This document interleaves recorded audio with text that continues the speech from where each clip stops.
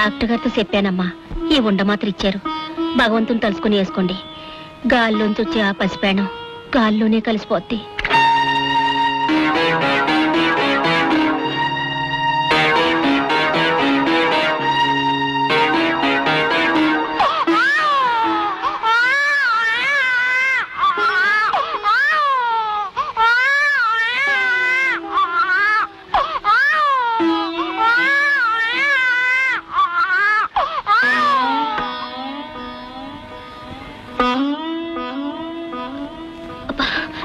కడుపులో తిప్పుతున్నట్టుంది. కడుపులో ఆ చీకట్లో సహలేక ఆ పసోడి ప్రాణం కొట్టుకుంటుంటే తల్లికి నీ కడుపు తిప్పకపోతే ఇంకెవరికి తిప్పుతాదమ్మా? పర్వాలేదమ్మా, ఆ పసిప్రాణం కళ్ళు మూసాక నీ కళ్ళకు కునుకు పడుతుంది.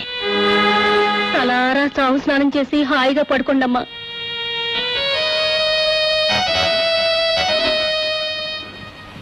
ఏమిటి నువ్వు చెప్పేది? మీకు చెప్పాల్సిన అవసరం లేదనుకోండి. అడిగారు కనుక చెప్తున్నాను. నేను అబార్షన్ చేయించుకున్నాను.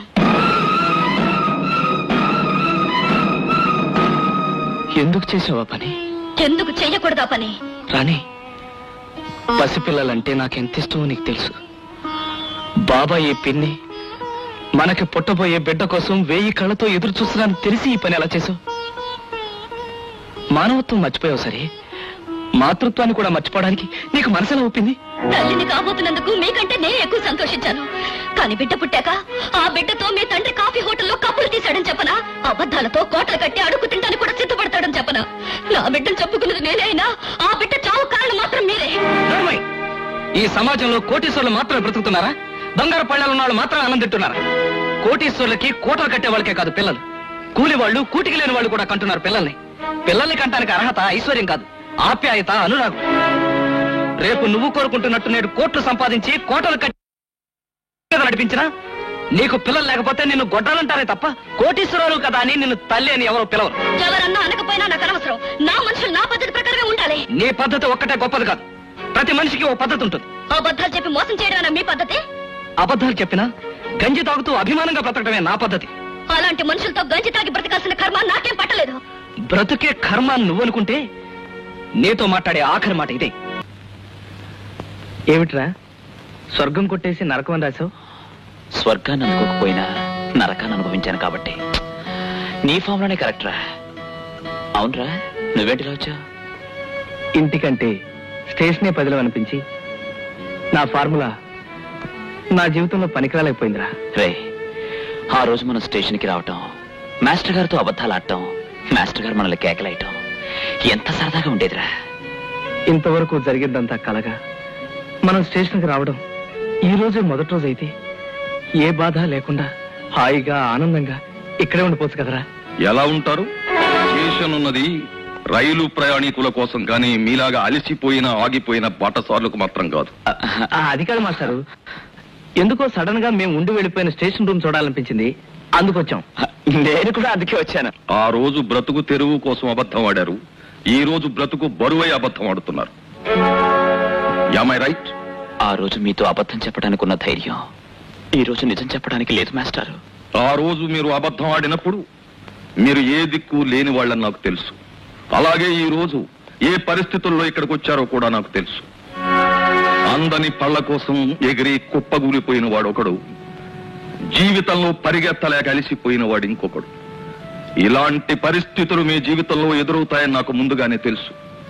క్రూర మృగాల్ని సైతం మనిషి మచ్చిక చేసుకుని సహజీవనం సాగిస్తున్న ఈ రోజుల్లో నీ భార్యను దారిలోకి తీసుకురాలేకపోయావు. అది నీ అసమర్థత కాదా? కొండ మీద కోతి కావాలి అని ఆమె అడిగితే కోతేమిటి కొండనే తీసుకొచ్చిస్తాను అని అబద్ధం ఆడావు. అది నీ తప్పవునా కాదా? ప్రతిదానికి చిరునవ్వుతో దాటేయడం గొప్ప కాదు, ఆ నవ్వు మనసారా నవ్వుతున్నావా లేదా అన్నది ముఖ్యం. అది ముఖ్యం. వాడికి లేని అదృష్టం నీకున్నా లేనిపోని గొప్పలకి పోయి నువ్వు దురదృష్టవంతుడు అయిపోయావు.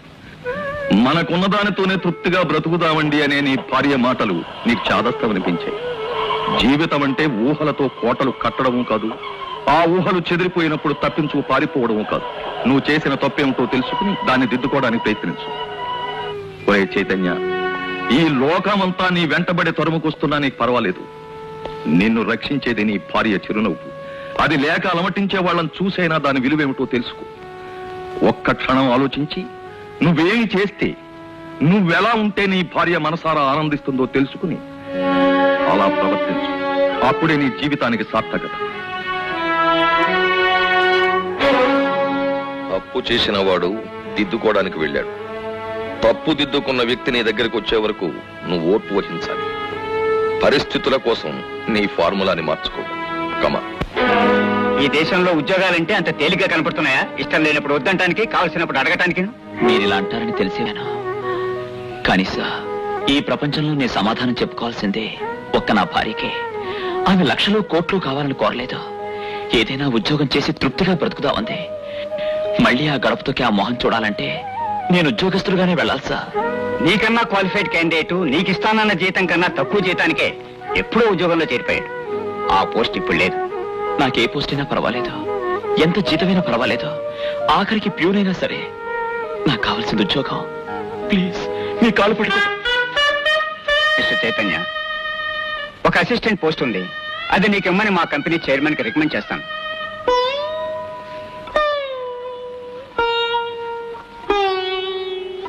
పుష్ప,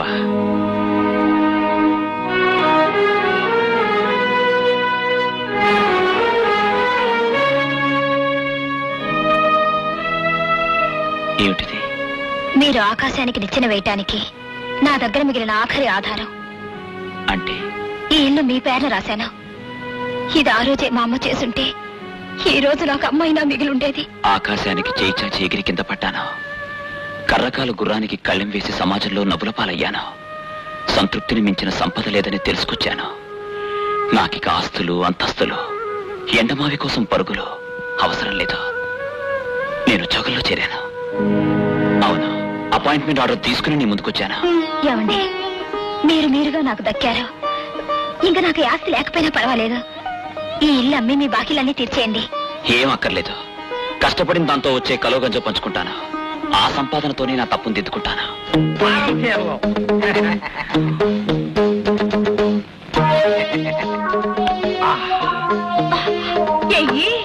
ఏంటి పొగలేదు? కొంచెం గట్టిగా వాసిని, సింగిల్ టీ కోసం వారం రోజులు పోటీ పడే మనం ఇవాళ పట్టపగలే ఇసుకి తగ్గే లెవెల్కి ఎదిగాం. బాగా చెప్పారు, చాలా బాగా చెప్పారు. ఎవరండి మీరు? ఏం కావాలి? ఇక్కడ భవానీ, శంకర, రామలోహియ, తిలక్, హిట్లర్ ఎవరు? మేమే. మీ పేరు? చెంగిజ్ ఖాన్. చెంగీజ్ ఖానా? అంటే హిట్లర్ కన్నా గొప్పవాడు అన్నమాట. హిట్లరు కన్నా, ముసోలిని కన్నా, చాణుక్యుడు కన్నా, ఔరంగజేబు కన్నా గొప్పవాడు. అయితే నమస్కారం. ఇక్కడ దెబ్బల సుబ్బమ్మ, గండ బేరున్నం కవి ఉండాలట. మేమే. ఆ? ఇంతకీ మీరెందుకు వచ్చారు? ప్రపంచ దేశాలన్నింటిలోనూ చలామణి అయ్యే కరెన్సీని అచ్చుగుద్దించడానికి కాంట్రాక్ట్ తీసుకున్నాను. మీకు ₹1,00,00,000 ఇస్తాను. మీ ప్రెస్ లో అచ్చుగుద్దుతారా? కోటి.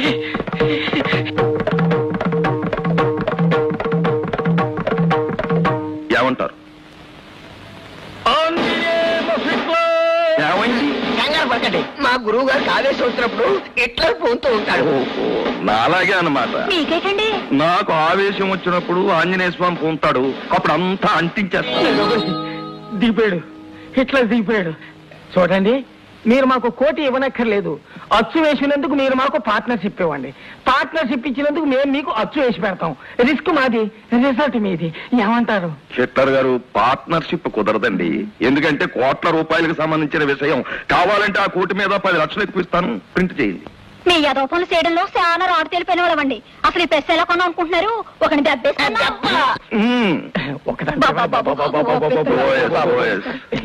మిగతా పార్ట్నర్స్ సంతకాలు చేయించడానికి తీసుకొచ్చాను. సంతకం చేయండి.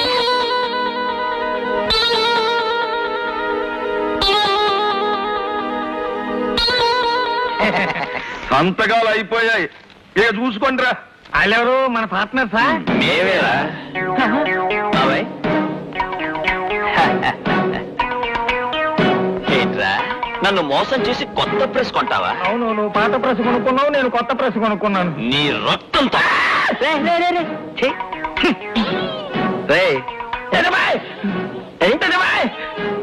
ఏంటిది? ఏంటి మోసం? నీ మోసాన్ని బయట పెట్టడానికి వచ్చాం. ఇప్పుడు నువ్వు సంతకం చేసిన కాగితాలు వీళ్ళ అప్పుల వాళ్ళకి నువ్వు రాసిన కాగితాలు. మోసం మోసం. On the name of Hitler వీడిని పోలీస్ స్టేషన్ లో మారాడు. Save me Hitler. చూసారా అయ్యగారు, ఒక రైలు పట్టాలు తప్పితే ఎన్ని బళ్ళు ఆగిపోయాయో. ఏ రైలు ఆగిపోయినా మనదే బాధ్యతరా. 99 డౌన్ సంగతి అయిపోయింది, ఇక 53 సంగతి ఆలోచించాలి. ఏం తీసుకున్నారు? మా కూరగాయలమ్మి ఏమో మాత్రలు ఇచ్చింది. నాటు మందా? అవును. చూడమ్మా, నువ్వు చదువుకున్న దానివి, మంచి చెడు తెలిసిన దానివి. పుట్టబోయే బిడ్డను చంపుకోవాల్సిన అవసరమే వచ్చింది? నాకిష్టం లేక. పిల్లల కోసం ఎంతో మంది పూజలు చేస్తూ తీర్థయాత్రలు తిరిగే ఈ రోజుల్లో కూడా పుట్టబోయే బిడ్డను చంపుకునే తల్లులు కూడా ఉన్నారన్నమాట. ఆఫ్ కోర్స్, ఒక డాక్టర్గా నేను ఈ ప్రశ్న మిమ్మల్ని అడగకూడదు, కానీ ఒక ఆడదానిగా హెచ్చరించాలనిపించింది, ఒక తల్లిగా అడగాలనిపించింది. ఎందుకింతగా చెప్తున్నానంటే నీ జీవితంలో తల్లి అయ్యే అవకాశం లేదు కనుక. అవును, నువ్వు బిడ్డను పోగొట్టుకోవటానికి వాడిన మందు బిడ్డతో పాటు గర్భసంచిని కూడా పాడు చేసింది. ఒక వారం రోజుల్లోగా ఆపరేషన్ చేసి గర్భసంచిని తీసేయాలి, లేకపోతే నీ ప్రాణానికే నష్టం.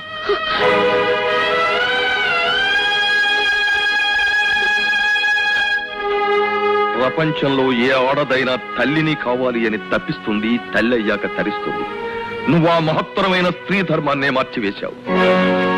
ఆడది గుడ్రాలుగా విర్రవేగడమే గొప్ప అనుకునే నీలాంటి ఆడదాన్ని చూసి ఏ ఆడదైనా సిగ్గుపడుతుంది. నీకు అంతస్తులు కావాలి, ఆత్మీయత అక్కర్లేదు. హోదాలు దర్జాలు కావాలి, భర్త అక్కర్లేదు, బిడ్డ అక్కర్లేదు, కాపురం అక్కర్లేదు. నువ్వు కోరుకుంటున్నట్టు రేపు రామారావు కోట్లాది రూపాయలు సంపాదించి నీ ముందు గుమ్మరించాడే అనుకో, అతను ముచ్చటపడే బిడ్డను ఈ జీవితంలో నువ్వు ఇవ్వగలవా? ఆ కోట్లు నిన్ను తల్లిని చేయగలవా? శ్రీకృష్ణుడు తల్లి దేవకి తనకు పుట్టిన ప్రతి బిడ్డను తనకంటి ముందే కంసుడు నరికేస్తాడు అని తెలిసి కూడా 8 గర్భాలు ధరించింది. తన సంతానాన్ని తనకంటి ముందే నరికేసే కిరాతకాన్ని చూసి ఆ తల్లి పూర్ణ ఘోషించింది. ఆ తల్లి కన్నీరే ఈ దేశంలో నదులై ప్రవహిస్తున్నాయని చెప్పినా తప్పులేదు. అన్యాయాన్ని రూపుమాపడానికి ఒక దేవుడు పుట్టినా, అధర్మాన్ని కాలరాయడానికి ఒక మహాత్ముడు పుట్టినా అది స్త్రీమూర్తి సహనం. తల్లి కన్నీరే ఈ దేశంలో నదులై ప్రవహిస్తున్నాయని చెప్పినా తప్పులేదు. అన్యాయాన్ని రూపుమాపడానికి ఒక దేవుడు పుట్టినా, అధర్మాన్ని కాలరాయడానికి ఒక మహాత్ముడు పుట్టినా అది స్త్రీమూర్తి సహనం. కన్న తల్లి కడుపు చలవ. మరి తల్లిగా నువ్వు చేసిన పని, భర్తకు డబ్బు లేదని ఒక్క బిడ్డను కూడా మోయలేక చంపేసుకున్న తల్లి. నీలాంటి పాపిష్టి తల్లుల్ని ఎంతమందిని భూమాత మొయ్యాలి? ఎన్నిసార్లు తన గుండెలు బద్దలు చేసుకోవాలి? నువ్వే నాకు కన్న కూతురు అయి ఉంటే నువ్వు చేసిన పాపానికి బిడ్డలేని తండ్రిగా అతను శిక్ష అనుభవించకుండా రామారావుకి నా చేతులతోనే మరో పెళ్లి చేసేవాడు. అవును, స్టేషన్ మాస్టర్ గా మాట్లాడుతున్నాను. నేను సిగ్నల్ ఇచ్చిన రైలు క్షేమంగా గమ్యం చేరాలి అని కోరుకుంటాను. అలాగే నేను దారి చూపించిన మీ జీవితాలు కూడా సవ్యంగా గమ్యం చేరాలి అని తాపత్రయపడతాను. నేను ఇక్కడికి చెప్పడానికి వచ్చింది, వెళ్లే ముందు చెప్పేది ఒక్కటే. ఈ రోజు నుంచి రామారావు తన జీవితం గురించి ఏ నిర్ణయం తీసుకోవడానికైనా అతనికి హక్కు ఉంది. అతను ఏమి చేసినా అడిగే హక్కు మాత్రం నీకు లేదు. గుర్తుంచుకో.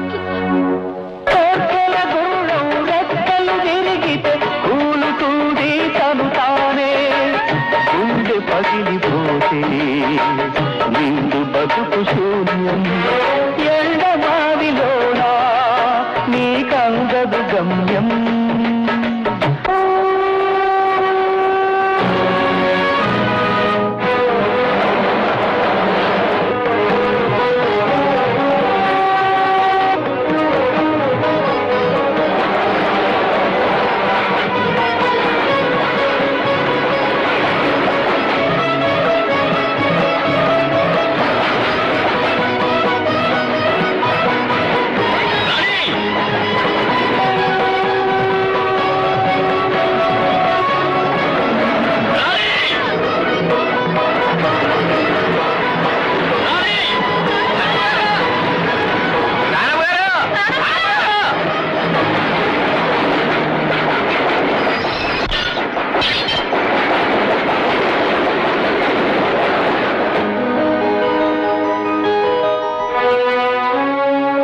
క్యాబిన్ లో ఉండగా భార్య పట్టాల మీదకి వెళ్ళినా ఏం పర్వాలేదు. చావడానికి సిద్ధపడ్డప్పుడే మనిషిలో నిజమైన మార్పు వచ్చినట్టు. తన తప్పు తెలుసుకుని నీ భార్య నీ దగ్గరికి వచ్చింది. ఇంకా అవుటర్లో ఉంచడం మంచిది కాదు. బయలుదేరు.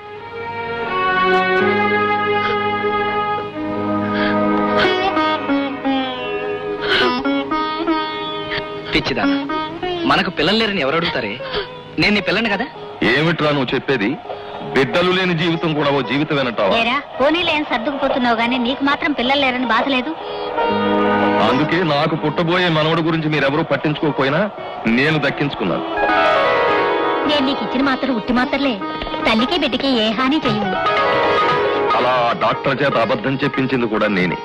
నీ బిడ్డ నీ కడుపులో సురక్షితంగా పెరుగుతున్నాడమ్మా. బిడ్డ విలువేమిటో తల్లికి తెలియజెప్పాలని ఆ నాటకం అంతా నేనే ఆడాను.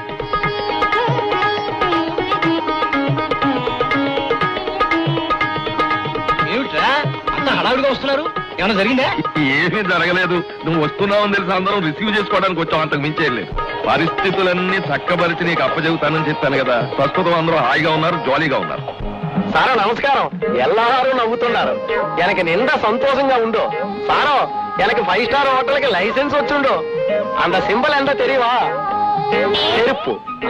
మీనా, అన్ని విషయాలు తెలియగాని నీ చెప్పు సూత్రం ఇంకా తేలేదు. అసలు రహస్యం ఏంటో చెప్తావా? ఏమీ లేదు సారు.